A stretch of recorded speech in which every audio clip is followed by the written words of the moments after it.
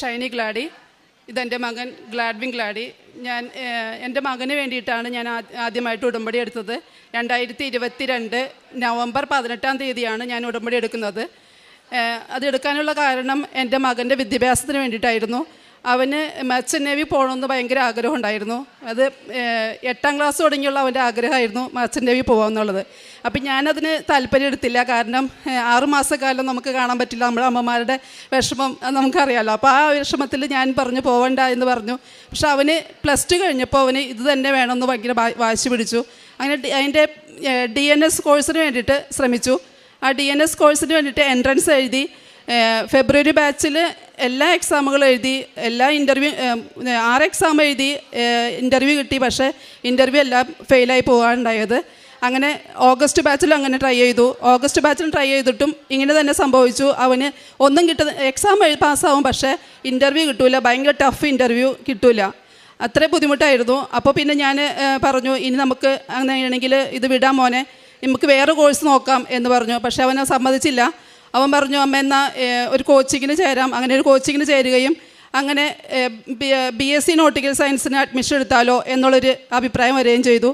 അപ്പോൾ അത് ചെയ്തിട്ടും അപ്പോൾ പ്ലേസ്മെൻ്റ് ഇല്ലാതെ നമുക്ക് അവിടെ പോയിട്ടൊരു കാര്യമില്ല. ഷിപ്പിൽ കയറാൻ പറ്റില്ല.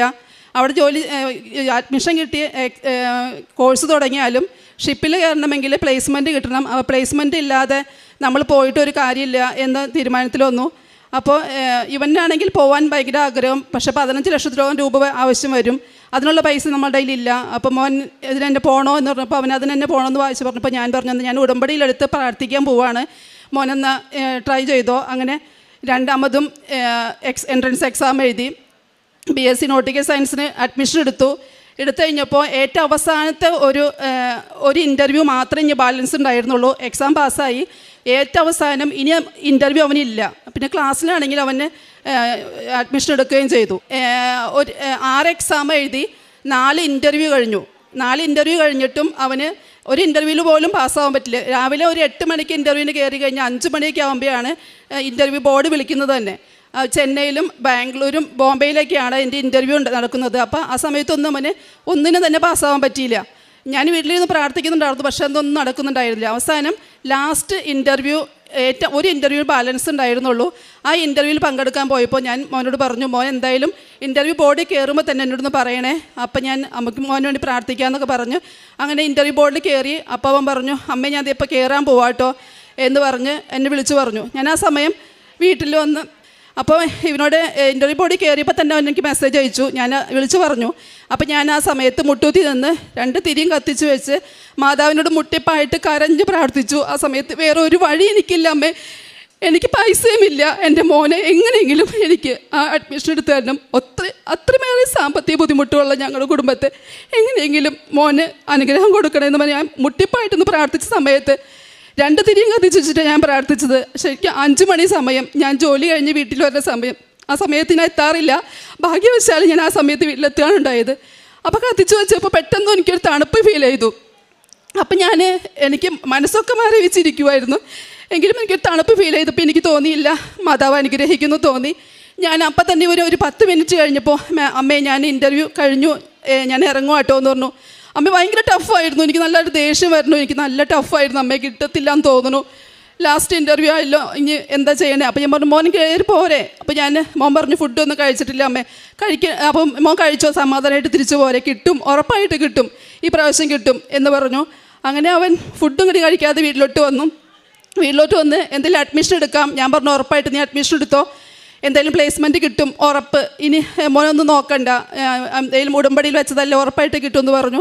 അങ്ങനെ പ്ലേസ്മെൻറ്റ് റെഡി ആയിട്ടുണ്ടായിരുന്നില്ല. അതിന് മുമ്പ് അതിന് അഡ്മിഷൻ എടുത്തിട്ട് പിന്നെ നമുക്ക് പൈസ ഇല്ല, ഒരു 15 ലക്ഷത്തോളം പഠിത്തത്തിന് വേണ്ടി വരുമെന്ന് പറഞ്ഞു.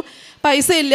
സത്യം പറഞ്ഞാൽ ഞങ്ങൾക്ക് 3 സെൻറ്റ് പോലും സ്ഥലം ഇല്ല. അതിന് ലിങ്ക്സ് വളരെ കുറവ്, 3 സെൻറ്റ് പോലും ഇല്ല.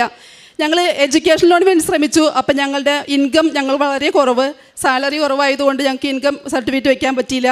അപ്പോൾ ഞങ്ങൾക്ക് എഡ്യൂക്കേഷൻ ലോൺ കിട്ടത്തില്ല എന്ന് പറഞ്ഞു. അങ്ങനെ ഞങ്ങൾ എഡ്യൂക്കേഷൻ ലോൺ വേണ്ടിയിട്ട് ശ്രമിച്ചപ്പോൾ അവർ പറഞ്ഞു, ഇനി നിങ്ങൾക്ക് ഇത്രയും സ്ഥലമല്ലേ ഉള്ളൂ, അതിന് സ്ഥലം വെച്ചെങ്കിൽ നിങ്ങൾക്ക് ലോൺ നോക്കാമെന്ന് പറഞ്ഞു. അപ്പോൾ നോക്കിയപ്പോൾ സ്ഥലം ഇത്രയേ ഉള്ളൂ, വീടാണെങ്കിൽ ഉള്ളിലോട്ട്, വഴിയാണെങ്കിൽ ചെറുത്. അപ്പോൾ ഒരു തരത്തിലുള്ള മെറിറ്റ് ഞങ്ങൾക്കില്ല, അപ്പോൾ നിങ്ങൾക്കത് കിട്ടില്ല എന്ന് തന്നെ പറഞ്ഞു. ഒരു ബാങ്കുകാരൻ വന്നിട്ട് ഞങ്ങളുടെ മാനേജർ വന്നിട്ട് ഞങ്ങളുടെ വീട്ടിൽ വന്നിട്ട് വീട് കണ്ടപ്പോൾ ഒരു രക്ഷയില്ല എന്ന് പറഞ്ഞു, കിട്ടത്തില്ല എന്ന് പറഞ്ഞു. അങ്ങനെ ഞങ്ങൾക്ക് ഒത്തിരി വിഷമമായി ആ സമയത്ത്. ഞങ്ങൾ മനോരുക്കി പ്രാർത്ഥിച്ചു ആ സമയത്ത്. കാരണം ആകെ ഒരു മോനുള്ള അവരെ എങ്ങനെയെങ്കിലും രക്ഷപ്പെടുത്തണമെന്ന് ആഗ്രഹിച്ചു. ഞങ്ങൾ ഒത്തിരി സാമ്പത്തിക ബുദ്ധിമുട്ട് അനുഭവിക്കുന്നവരാണ്. അപ്പം ഞങ്ങൾ എന്ത് ചെയ്തു എന്ന് വെച്ചാൽ വീണ്ടും ഞാൻ പറഞ്ഞു, മോനെ ഇനി ഞാൻ എപ്പോഴും പോസിറ്റീവായിട്ട് അവനോട് പറയുമായിരുന്നു, മോനെ നമുക്ക് നോക്കാം. ഇവൻ്റെ മനസ്സകരം എനിക്ക് അത്ര വിഷമമുണ്ടായിരുന്നു. കാരണം അവനും പ്രാർത്ഥിക്കുന്ന വെച്ചാണ്, ബൈബിൾ വായിക്കാറുണ്ട്, അങ്ങനെയൊക്കെ ഉണ്ട്. അപ്പോൾ മോൻ പ്രാർത്ഥിക്കുക എന്ന് പറഞ്ഞു. അങ്ങനെ അവസാനം ഞങ്ങളുടെ അടുത്തുള്ള ഒരു മൂക്കന്നൂർ തന്നെയുള്ള ഒരു ചെറിയ ബാങ്കാണ്. ആ ബാങ്കിൽ ചെന്നിട്ട് ഞങ്ങൾ സംസാരിച്ചു, സാർ ഞങ്ങൾ ഇങ്ങനെ ബുദ്ധിമുട്ട് അനുഭവിക്കുന്നവരാണ്, ഞങ്ങൾക്ക് ഇങ്ങനെ പൈസ ഇല്ലാതെ മോനെ പഠിപ്പിക്കണം, ഒത്തിരി ആഗ്രഹമുണ്ട്, അവന് ഭയങ്കര ആഗ്രഹമുണ്ട് പഠിക്കണമെന്ന്, ആ കോഴ്സ് തന്നെ വേണമെന്ന് ഭയങ്കര ആഗ്രഹമുണ്ട് എന്ന് പറഞ്ഞപ്പോൾ ഞാൻ നോക്കട്ടേടാ നിൻ്റെ വീട്ടിലോട്ട് വരാം എന്ന് പറഞ്ഞു. ഞാൻ വീട്ടിലോട്ട് വരാമെന്ന് പറഞ്ഞെങ്കിലും ഞാനും എൻ്റെ ഹസ്ബൻഡ് വീട്ടിലുണ്ടായിരുന്നില്ല. ആ സമയം എനിക്ക് ലീവും കിട്ടിയില്ല. അപ്പോൾ ഞാൻ മോൻ്റെ അടുത്ത് കാശ് രൂപം കൊടുത്തിട്ട് പറഞ്ഞു, മോനെ മാധവ് ഇവിടെ വരും ഉറപ്പാണ്, മോൻ ധൈര്യമായിട്ടിരിക്കുമെന്ന് പറഞ്ഞു. ഞാൻ പോകുന്നതിന് മുമ്പ് ഉപ്പിട്ടൊക്കെ പ്രാർത്ഥിച്ച് വീട് ചുറ്റും ഉപ്പിട്ട് പ്രാർത്ഥിച്ച് കുരിശൊക്കെ വരച്ചിട്ട് പോയി. മോനോട് ഫോൺ വിളിച്ച് പറഞ്ഞു, മോനെ കാശ് രൂപം കൈ പിടിച്ചിട്ട് ഉപ്പ് ഇട്ട് കട്ടിലപ്പടിയുമൊക്കെ കുരിശ് വരച്ചിട്ട് മാതാവ് വരും, ഉറപ്പായിട്ട് വരും. ആ സമയത്ത് മാനേജർ വന്ന സമയത്ത് മോൻ കാശ് രൂപം കൈ പിടിക്കണം കേട്ടോ എന്ന് പറഞ്ഞു. എൻ്റെ മാനേജർ വന്നു, ഇവനോട് സംസാരിച്ചു. വീട് അവർക്ക് അത്ര താല്പര്യം തോന്നിയില്ല, ചെറിയ വീടാണ്. ഇത് പറഞ്ഞ പോലെ 3 സെൻറ്റ് പോലും ഇല്ല ഞങ്ങൾക്ക്. അപ്പോൾ അതുകൊണ്ട് എന്തായാലും ലോൺ കിട്ടത്തില്ല എന്നുള്ള വിശ്വാസത്തിലാണ് ഞങ്ങൾ ഇരിക്കുന്നത്. പക്ഷേ ഞാൻ ആ സമയത്ത് ജോലി ചെയ്യുകയാണ്. ഞാൻ ജോലി സ്ഥലത്ത് മുട്ടുപായിരുന്ന് പ്രാർത്ഥിച്ചു. ആ സമയത്ത് ഇവരോട് സംസാരിച്ചു. മാനേജർ പറഞ്ഞു, എടാ നീ അടയ്ക്കൂലോ അല്ലേ ലോൺ എന്നൊക്കെ ചോദിച്ചു. അപ്പോൾ ഇവൻ പറഞ്ഞു, അടയ്ക്കാൻ സാറേ എന്ന് പറഞ്ഞു. ഇവൻ്റെ സംസാരത്തിൽ ആ സാറിന് ഭയങ്കരമായിട്ട് വിഷമം തോന്നി. അപ്പോൾ പറഞ്ഞു, അങ്ങനെ നീ പോരെ, എൻ്റെ കൂടെ പോരെ എന്ന് പറഞ്ഞു. ഞാൻ മാനേജറിൻ്റെ കൂടെ ഇവൻ ചെന്നു. മാനേജർ പറഞ്ഞു, ലോൺ തരാം നിനക്ക് എന്ന് പറഞ്ഞു. അങ്ങനെ ലോൺ കാര്യം റെഡിയായി. അപ്പോഴും പ്ലേസ്മെൻറ്റ് റെഡി ആയിട്ടില്ല. പ്ലേസ്മെൻറ്റിൻ്റെ കാര്യം ഞങ്ങൾ അതിനുവേണ്ടി പ്രാർത്ഥിച്ചുകൊണ്ടിരിക്കുകയാണ്. ഞാനപ്പോൾ അതിനുവേണ്ടി പ്രാർത്ഥിച്ചുകൊണ്ടിരിക്കുന്ന സമയത്ത് പെട്ടെന്ന് ഒരു വൈകുന്നേരം V-Ships എന്ന കമ്പനിയിലാണ് പ്ലേസ്മെൻറ്റ് ലാസ്റ്റായിട്ട് വെച്ചിരിക്കുന്നത്. അപ്പോൾ അവിടെ നിന്നൊരു ഫോൺ വരാണ്, മോനെ ഗ്ലാഡ്വിൻ അല്ലേ, ഗ്ലാഡ്വിൻ്റെ പ്ലേസ്മെൻറ്റ് റെഡിയായി എന്ന് പറയുകയാണ്. ആ സമയത്തുണ്ടായി ഞങ്ങളുടെ സന്തോഷം പറഞ്ഞറിയിക്കാൻ പറ്റാത്ത സന്തോഷമായിരുന്നു. ഓടി വന്നിട്ട് മോൻ പറഞ്ഞു, അമ്മ ഇതേ പ്ലേസ്മെൻറ്റ് റെഡിയായി എന്ന് പറഞ്ഞുകൊണ്ട് ഓടി വന്നു. അപ്പം മോനെ ഓടിപ്പോയി മാതാവിൻ്റെ അടുത്ത് മുട്ടൂത്തി എന്ന് പ്രാർത്ഥിച്ചിട്ട് നന്ദി പറയും. ഓടിപ്പോയി പാവമോൻ എൻ്റെ മാതാവിൻ്റെ അടുത്ത് മുട്ടൂത്തി എന്ന് നന്ദി പറഞ്ഞു. അങ്ങനെ പ്ലേസ്മെൻറ്റോട് കിട്ടി. പ്ലേസ്മെൻറ്റ് ചെന്നൈയിൽ പഠിക്കുന്നു. ഇപ്പോൾ സെക്കൻഡ് ഇയർ ആയി, ഇനി തേർഡ് ഇയറിലേക്ക് പോവുകയാണ്. നന്നായിട്ട് പഠിക്കുന്നു, മിടുക്കനായിട്ട് ഇരിക്കുന്നു. പിന്നെ ഞങ്ങൾ ലോൺ കിട്ടിയതാണ് രണ്ടാമത്തെ സാക്ഷിയായിരുന്നത്. ഒന്നാമത്തെ സാക്ഷി ഇവൻ്റെ അഡ്മിഷനായിരുന്നു, പ്ലേസ്മെൻ്റ് ആയിരുന്നു. രണ്ടാമത്തെ സാക്ഷി ലോണിൻ്റെ കാര്യമായിരുന്നു. ലോൺ കിട്ടി. പിന്നെ ഞാൻ ഇതിന് വേണ്ടിയിട്ട് ശ്രമിച്ചത്, ഞാൻ ഈ ഉടമ്പടി എടുത്ത അന്ന് തന്നെ ഞാൻ ഒരു 2 ഉടമ്പടി പൂർത്തിയാകുന്നത് വരെ ഫുൾ നോയമ്പെടുത്തായിരുന്നു. ഇറച്ചി മീനൊന്നും കഴിക്കാതെ ഫുൾ നോമ്പെടുത്തിട്ടാണ് പ്രാർത്ഥിച്ചത്. അപ്പം അതിനൊരു അനുഗ്രഹം നന്നായിട്ടുണ്ടായിരുന്നു. പിന്നെ എനിക്ക് ജോലി ഞങ്ങൾക്ക് പിന്നെ പഠിപ്പിക്കുന്ന വീണ്ടും പൈസ ആവശ്യമുണ്ടായിരുന്നു. അപ്പോൾ ഞങ്ങളുടെ സാലറി വളരെ കുറവായിരുന്നു എനിക്ക്. ഞാനൊരു 11 വർഷമായിട്ട് മൂന്നാമത്തോടും നിയോഗം അതായിരുന്നു. 11 വർഷമായിട്ട് ഒരു ജോലി ചെയ്തുകൊണ്ടിരിക്കുന്നുണ്ടായിരുന്നു. ആ ജോലിയിൽ എനിക്ക് സാലറി വളരെ കുറവായിരുന്നു. അപ്പോൾ ഞാൻ സാലറി ഇല്ലാത്തത് കൊണ്ട് വളരെ ബുദ്ധിമുട്ടുണ്ടായ സമയത്ത് സാലറിയിൽ ഇൻക്രിമെൻറ്റ് വർദ്ധിപ്പിക്കാൻ വേണ്ടിയിട്ട് 4 വർഷമായിട്ടുണ്ടായിരുന്നില്ല. അപ്പോൾ അതിനു വേണ്ടി പ്രാർത്ഥിക്കുമായിരുന്നു. പക്ഷേ ഇതുവരെ ഉടമ്പടിയിൽ വെച്ചിട്ടൊന്നും നടന്നില്ല. അവസാനം ഞാൻ മാതാവിനോട് പറഞ്ഞു, മാതാവ് എന്നാൽ എനിക്ക് വേറൊരു ജോലിയെങ്കിലും മേടിച്ചതാട്ടെ, എനിക്ക് ഈ പ്രായത്തിൽ എനിക്ക് കിട്ടുമെന്ന് എനിക്ക് ഉറപ്പില്ല, പല സ്ഥലങ്ങൾ അന്വേഷിച്ചിട്ട് കിട്ടിയില്ല കേട്ടോ മാതാവി എന്ന് പ്രാർത്ഥിച്ചു. ആ സമയത്ത് ഞങ്ങൾ അമൃത ഹോസ്പിറ്റലിൽ നിന്ന് എൻ്റെ ഹോസ്പിറ്റലിലേക്ക് ഒരു ഡോക്ടർ വരുന്നുണ്ടായിരുന്നു. ആ ഡോക്ടർ എന്നോട് ചോദിച്ചു, ഷൈനിക്ക് അങ്ങോട്ട് വരുവാൻ താല്പര്യമുണ്ടോ അമൃതയിലോട്ട് എന്ന് ചോദിച്ചു. അപ്പം പറഞ്ഞു, സാർ ഞാനെങ്ങനെയാണ്, എനിക്ക് പറ്റുമോ, എനിക്ക് പറ്റത്തില്ല എന്ന് തോന്നുന്നു അവിടെ വന്നു കഴിഞ്ഞാൽ. അപ്പോൾ സാർ പറഞ്ഞു, ഇല്ല ഷൈനി ധൈര്യമായിട്ട് ഇരുന്നോ പോരെ എന്ന് പറഞ്ഞു. അപ്പോൾ ഇരട്ടി സാലറിയാണ് ഓഫർ ചെയ്തത്. അപ്പോൾ എനിക്ക് പെട്ടെന്ന് തോന്നി പോകാമെന്ന് തോന്നി, കാരണം അത്രമാത്രം ബുദ്ധിമുട്ടുണ്ടായിരുന്ന സമയത്ത്. അപ്പോൾ പിന്നെ എനിക്ക് ഡൗട്ട് അടിച്ചു, എങ്ങനെയാണ് ഞാൻ പോയി കഴിഞ്ഞാൽ നേടുമോ എന്ന് എനിക്ക് ഡൗട്ട് അടിച്ചു.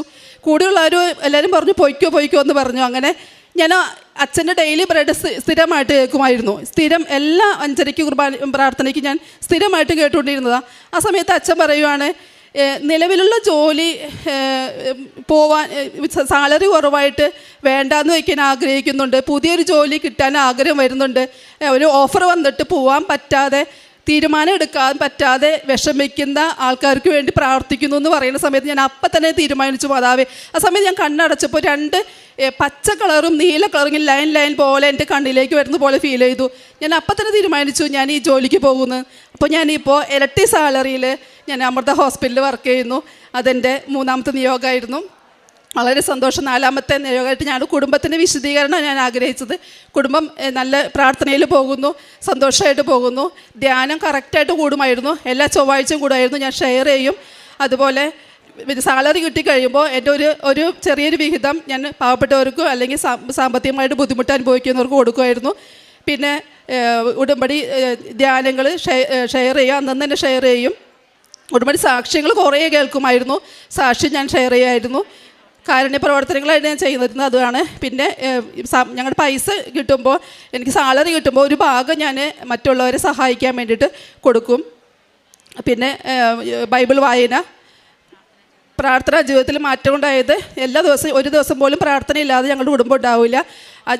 സ്വഭാവത്തിൽ മാറ്റം ഉണ്ടായത് എനിക്കുണ്ടായിരുന്നത് മറ്റുള്ളവർ സ്നേഹത്തോട് പെരുമാറാൻ പറ്റി. കാരണം ഞാൻ ജോലി ചെയ്യുന്നത് ഒരു ഹോസ്പിറ്റലിലാണ്. അപ്പോൾ പേഷ്യൻസിന് മുമ്പിൽ അവർക്ക് കുറച്ചും കൂടി ഹെൽപ്പ് ചെയ്യുന്ന രീതിയിൽ അവരോട് സംസാരിക്കാനും അവരുടെ ആവശ്യങ്ങൾ നിറവേറ്റി കൊടുക്കാനും ദേഷ്യമില്ലാതെ ചെയ്തു കൊടുക്കാനും ഒക്കെ സാധിച്ചു.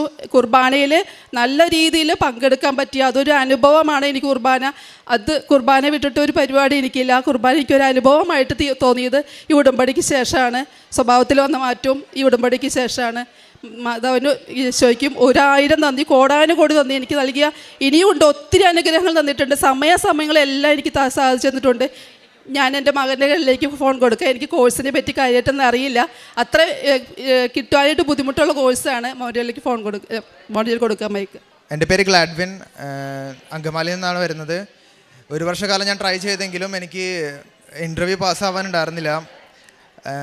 അവസാനം ഒരു 600ഓളം പിള്ളേർ വരുന്നുണ്ട് ഇൻ്റർവ്യൂവിന് കൂടാനായിട്ട്, എന്നിട്ടും ക്ലിയർ ആവുന്നില്ല. അതായിരുന്നു അവസാനത്തെ എക്സാമിന് 600ഓളം പേരുണ്ടായിരുന്നു ഇൻ്റർവ്യൂ അറ്റൻഡ് ചെയ്യാനായിട്ട്. ഇൻ്റർവ്യൂ ബോർഡിൽ കയറുമ്പോൾ കൂടെ തന്നെ എൻ്റെ ഒപ്പം അമ്മ കാശ് രൂപം എൻ്റെ കയ്യിൽ തന്നിട്ടുണ്ടായിരുന്നു. ഞാൻ അതുകൊണ്ടാണ് ഇൻ്റർവ്യൂ ബോർഡിൽ കയറുന്നതും. കയറുന്നതിന് മുമ്പ് തന്നെ അമ്മയുടെ അടുത്ത് പറയുകയും ചെയ്യുകയാറുണ്ട്. അപ്പോൾ അമ്മ പ്രാർത്ഥിക്കാറുണ്ടായിരുന്നു. അങ്ങനെ ഒരു ദിവസം ഞങ്ങൾക്കൊരു മെയിൽ വന്നിരുന്നു. അത് കഴിഞ്ഞ് അവിടുന്ന് ഫോൺ വിളിച്ചുമായിരുന്നു, ഇങ്ങനെ സെലക്ട് ആയെന്ന് പറഞ്ഞ്. വളരെയധികം സന്തോഷമുണ്ട്. മാതാവിൻ്റെ അനുഗ്രഹം കൊണ്ട് മാത്രമാണ് എനിക്ക് ഇൻ്റർവ്യൂ കിട്ടിയത് ഞാൻ ഉറച്ച് വിശ്വസിക്കുന്നുണ്ട്. 600ഓളം ആൾക്കാർ വന്നിട്ട് 13 പേരാണ് അവർ സെലക്ട് ചെയ്തത്. ഈ 13 പേരിൽ 13ാമത്തെ ആളായിട്ടാണ് ഞാൻ അതിനകത്ത് സെലക്ട് ആയിരുന്നത്. ഒരുപാട് സന്തോഷമുണ്ട്. അതിന് വേണ്ടിയിട്ട് മാതാവിനോട് 1000 നന്ദി പറയുന്നു. അതുകൊണ്ട്